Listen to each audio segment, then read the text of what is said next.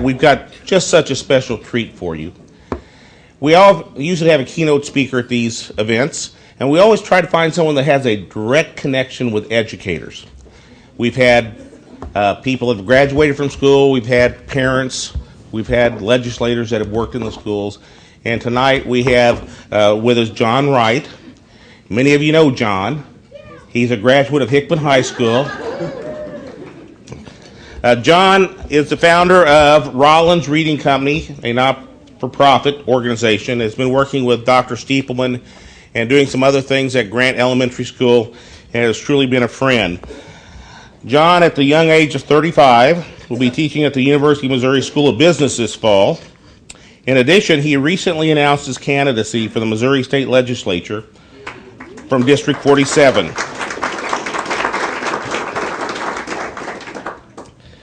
John is a graduate of Hickman High School, as I said, and John has received his Juris Doctorate from Yale Law School and his BA in Economics from Yale College. Now, oddly enough, John was considered to be a valedictorian at Yale in his BA in Economics. Couldn't quite make the cut at Hickman, but I'm sure he did quite well.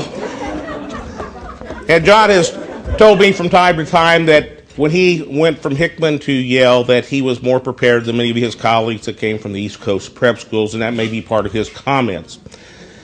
He's a genius. That doesn't say it in my bio here, but I've figured that out in the short time I've spent with him. He's the founder of Rollins Capital, and that name Rollins sounds familiar to you because he named that company, I believe, after the road he grew up on. Is that correct? I think that's a neat idea, Rollins Street. He has an investment partnership that's dedicated to investing in growth companies across a diverse set of industries. Do you do derivatives? No derivatives, okay. That can hurt you in your campaign. John is also founder of the Rollins Reading Company. He's developing a funding program that promotes reading education in mid-Missouri. He's a member of the advisory board of Jumpstart, a national organization dedicated to early childhood literacy. We are so pleased to have John offer a few comments to us before our awards. John, thank you.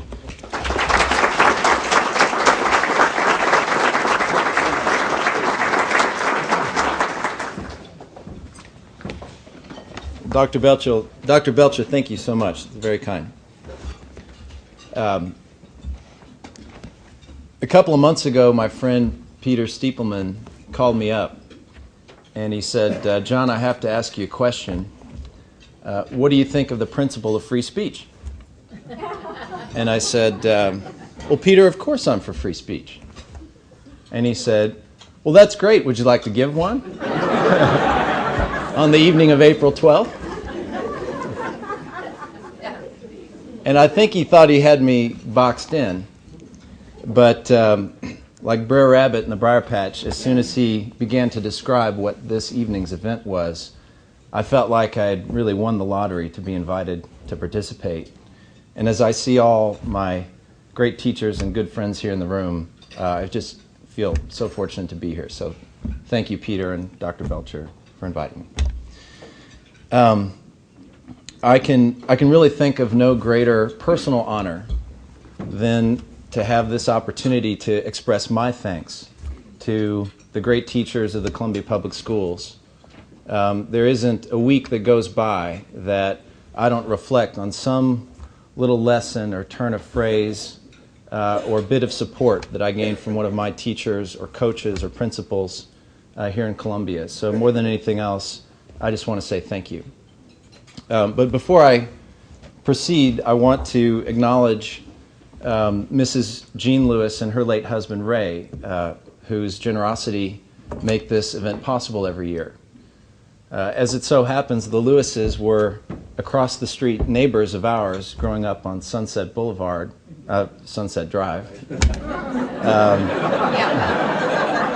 I never lived in Los Angeles, for the record. And Mr. Lewis was actually college classmates with my grandfather. And one of the things I remember about Mr. Lewis is that he was passionate about excellence. And the way that I first noticed this as a child is that the Lewises had the most immaculate front lawn of anybody in the neighborhood. And it was in such good shape relative to all the rest of us that a rumor started to circulate in the neighborhood that Mr. Lewis must be going out at night and running a vacuum cleaner over his front lawn because it had not a speck in it.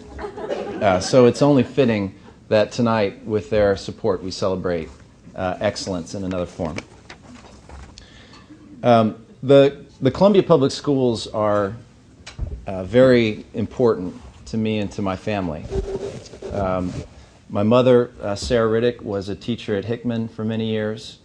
I was a graduate of Russell and Jeff Jr. and Hickman, and my dad was a graduate of Lee and Jeff Jr. and Hickman. And the older I get, the more I appreciate how blessed I was to be a part of this school system. While growing up here, I had teachers who inspired and who cared and who turned on one light after another for me as I grew from a 4-year-old to an 18-year-old. They say that a mind once stretched by a new idea never quite returns to its original dimension, and I'm sure that that must be true. I think back to my 4th grade teacher, Mrs. Bear, over at Russell School, who might have been the best teacher that I ever had. And she was so good at getting kids excited about reading books that as a 9-year-old, I decided to pick out the thickest book I could find in the Russell Library and to read it for my next report. And it turned out that that book was the Norton Anthology of American Poetry. And it took me nearly 3 months, but I finished it, and I'm not sure I've quite recovered from the experience. But I also think back to my 6th grade teacher, Jackie Rice, who was a wonderful lady, just passed away a couple of years ago. And one class, she departed from the usual curriculum. She wanted to teach us a little lesson in supply and demand in markets and how that worked. And years later, as an economics student at Yale, I found myself reflecting back in my mind over and over again at those first supply and demand curves that she drew on that chalkboard at Russell School. I think also of my 8th grade history teacher, Mr. Sargent, who was a great character. And I think about one day when we entered class to find him standing on top of his desk. And he was doing that to emphasize how the British government towered over the young American colonies in the years leading up to the Revolution. And about halfway through the class lesson, he leapt down to the floor to dramatize the tightening of the grip of the English monarch on the American colonies. And that always stuck with me. The passion and the energy of my teachers here was contagious. Great teachers change lives. They change them forever. And a great teacher's influence on the world is immeasurable. It's like the waves that go across the ocean out towards the horizon. We never know how far a great teacher's influence will stretch. Sometime later, after graduating from Hickman, when I showed up at Yale as a college freshman, I was a little bit intimidated. And I figured that I'd have to work 3 times as hard to catch up with all my classmates who came from around the country and indeed from around the world. But to my surprise, I pretty quickly found that the Columbia schools had prepared me so well that rather than being behind, I was actually quite a bit ahead of most of my classmates in math and in literature and in the sciences, including a number of classmates who came from the storied Eastern prep schools, as Dr. Belcher referenced, with names like Exeter and Phillips Andover. When, to my greater surprise, I started to develop a pretty good academic track record, after a couple of semesters, I got called in to see my college dean. And my dean at Yale was this delightful, elderly German woman named Dean Dove, and she had these little wire-rimmed spectacles. She was about 5 feet tall, but she could have been 12 feet tall. And I'll never forget her looking over those wire-rimmed spectacles at me and saying, "Remind me, Mr. Wright, where do you come to us from?" She said, "It was the Andover Academy, no?" And at that question, I saw my opening, and I couldn't help myself. And in the thickest Missouri accent I thought I could get away with, I said, "No, ma'am." I said, I come from David H. Hickman High School, Columbia, Missouri."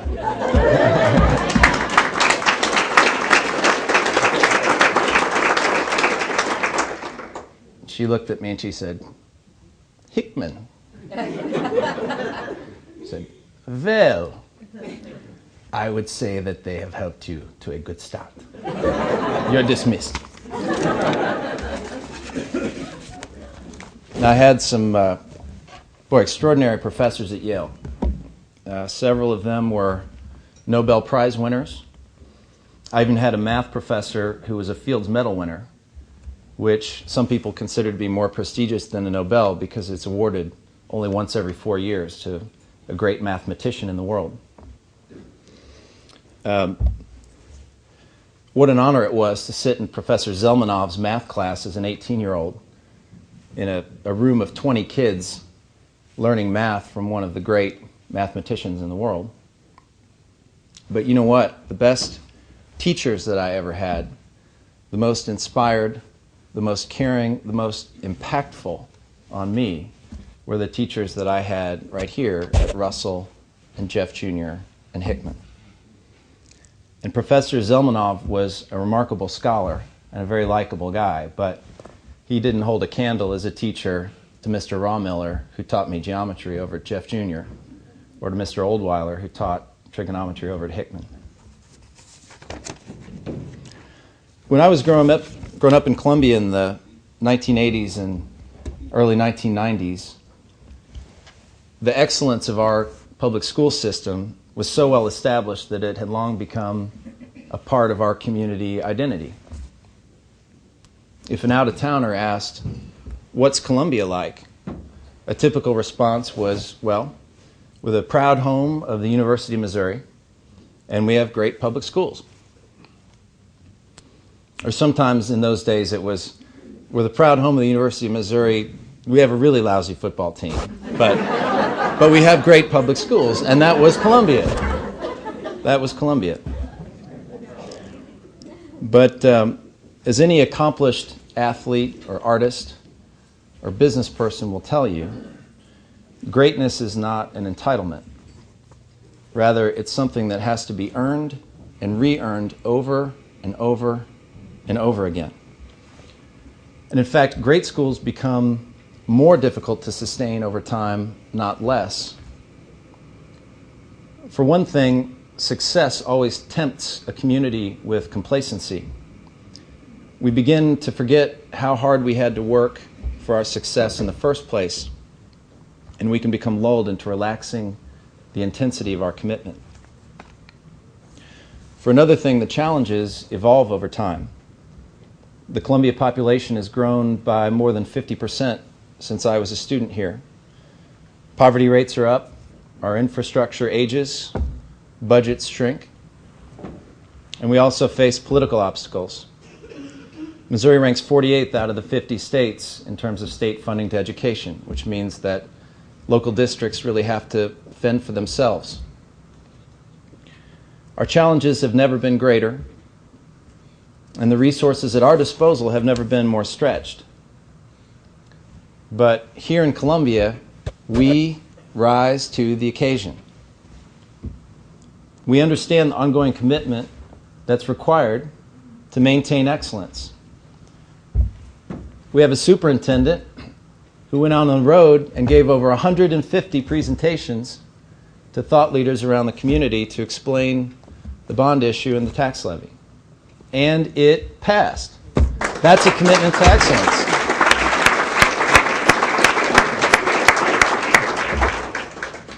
The great teachers we recognize tonight have demonstrated their commitment to excellence, and they've done it over and over again. One result, our high school graduation rates and our college attendance rates are much higher in Columbia than state and national averages, and that's something to be very proud of. When my family moved to Missouri in the 1830s, the accepted preconditions of success, not my parents, the rest of my family.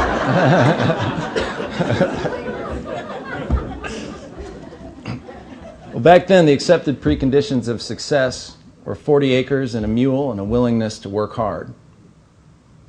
And in that agricultural economy, the greatest potential of the country laid in the untamed land of the frontier and all of its physical resources. But today we live in a knowledge economy. And rather than land or livestock or even machines, it's the human mind itself that is our greatest untapped resource. Every child by the age of 3 possesses a mind that has 100 billion neurons, yielding an unfathomable number of potential connections and combinations.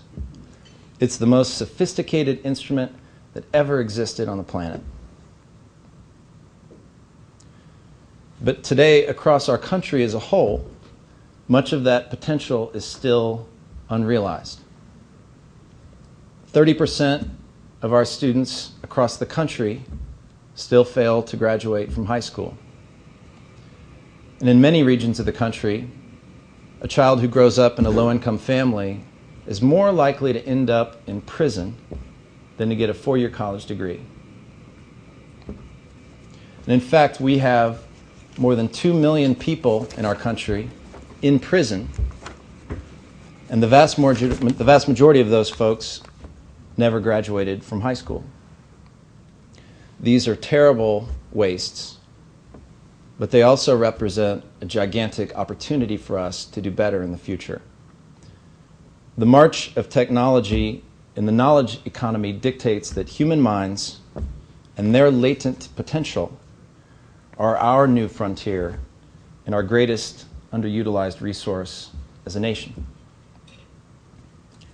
And yet, Missouri still ranks 48th out of the 50 states in terms of state funding to education. And I hear occasionally now, more frequently than I used to, I hear some politicians say, well, additional investments in education are just too expensive. But as the old saying goes, if you think that education is expensive, try ignorance. It's a lot more expensive. Let me share some numbers with you about relating to educational attainment. Today, on average, a 4-year college graduate earns more than 3 times the income of a high school dropout. And that gap has been growing more and more through time because of the advance of technology. And that's just the beginning. Over the course of a year, or course of a career, that delta adds up to more than $1 million of productivity. Someone who drops out of high school is more than 6 times as likely to require state assistance than someone who graduates from high school and attends at least some college. That's why one recent study has estimated that every high school dropout costs our nation over $250,000 in additional assistance over the course of their lives. And lastly, those who fail to graduate from high school are much more likely to have children who themselves fail to graduate from high school. And what that means is that educational failures are something that have the opposite impact of a great teacher. They send damage out in the world that ripples, and we can't see how far even it stretches.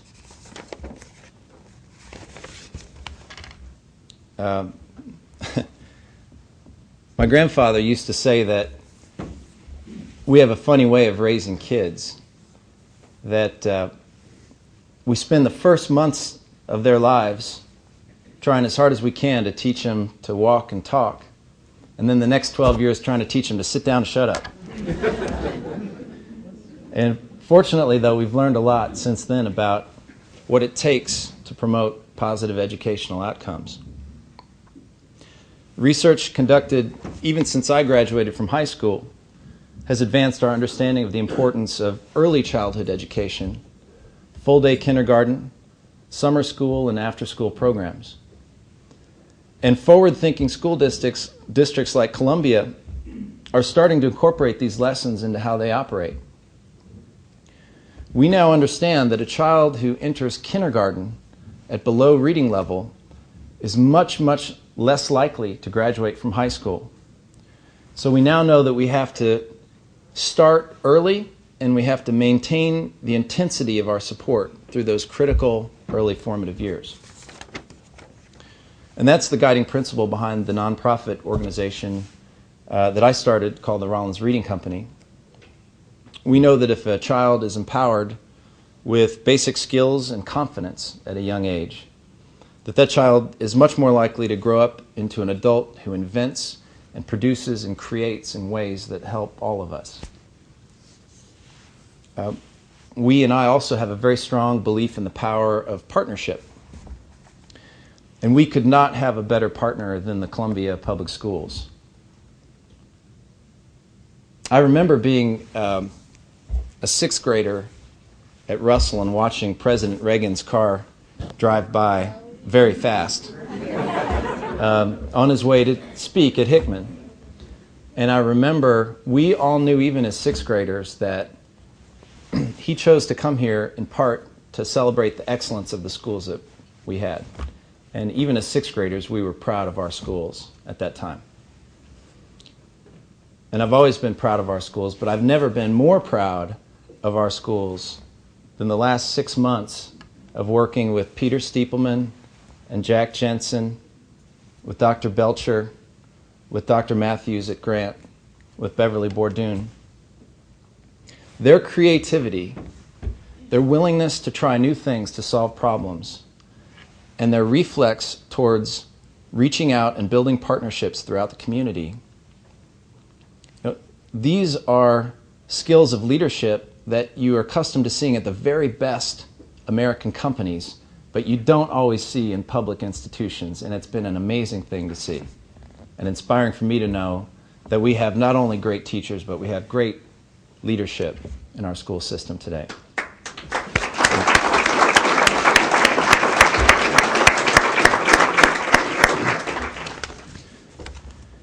So I'll just quickly tell you a little bit about two of the projects that we're working on together. One is the Grant Montessori Preschool Project. We're creating a preschool at the Grant School campus that this coming year will serve about 20 3- and 4-year-old children. Its goal is to try to help make sure that these kids enter kindergarten prepared at grade level and ready to succeed. Grant is contributing a classroom space, but the teachers will be employed by our nonprofit entity, and the revenue needed to sustain the school will come not from taxpayers, but from a combination of private tuition and scholarships that we've raised from private contributors.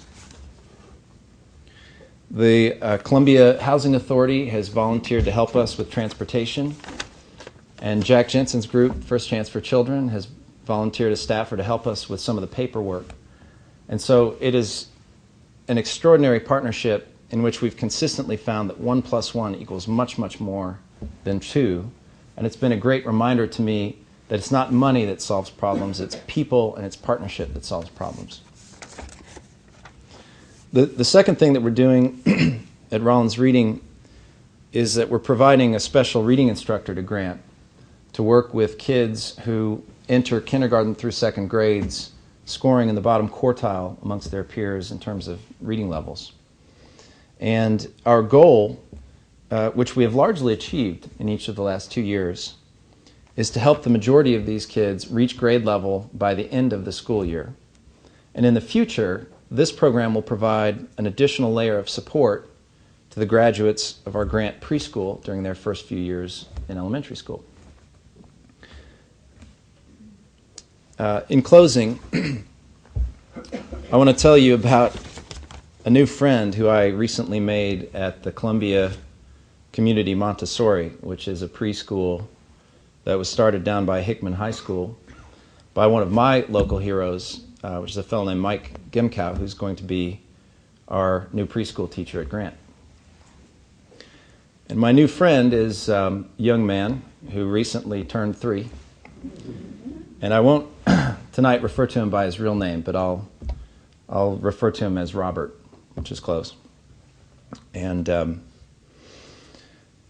on paper, Robert's life has all of the makings of disaster. His father's in prison. His mother had to leave the home in search of work. And he's living with his grandparents, but in a very difficult home environment. Without Mike's school, Robert's income and family status would mean that statistically, he's basically dead in the water at age 3. And in fact, the cold, hard probabilities are fairly easy to calculate because there's plenty of data. He would be more likely, and in fact, much more likely, to end up in prison than to graduate from college. But today, because of Mike's preschool, the probabilities are fuzzy, and they're a lot less certain, and his fate is not predetermined. Because for 8 hours a day, every weekday, he's in a positive environment characterized by order and mutual respect and educational tools of every kind. And the last time I was at the preschool, Robert took my hand and led me over to a workstation that has a little box of sand.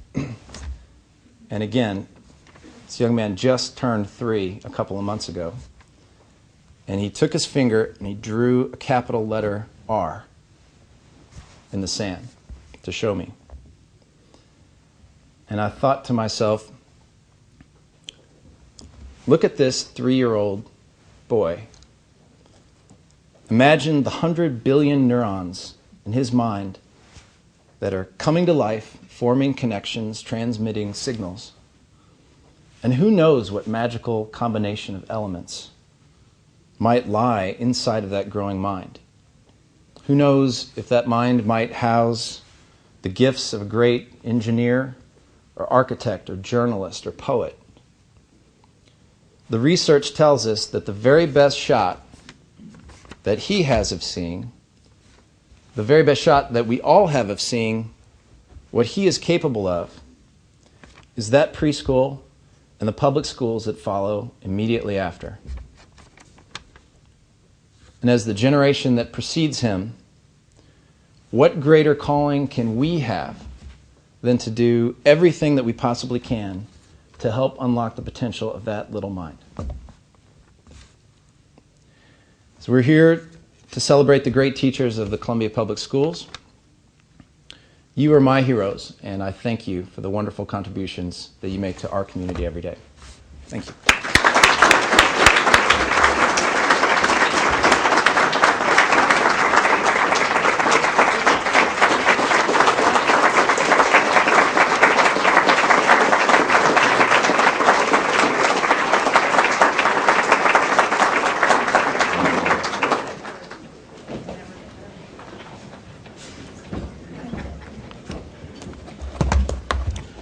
John, let me be the first to say, I called dibs on Secretary of Education when you become President of the United States. I called it, Peter. Well, you've got a pretty good chance I may not be around, Peter. So, but I did call it. Thank you. That was a wonderful message. We're so pleased with those partnerships, and so pleased you could join us. And I know your mom and dad are so proud to be here. I'm glad they could come as well. You're a great Columbia Public School and Columbia success story.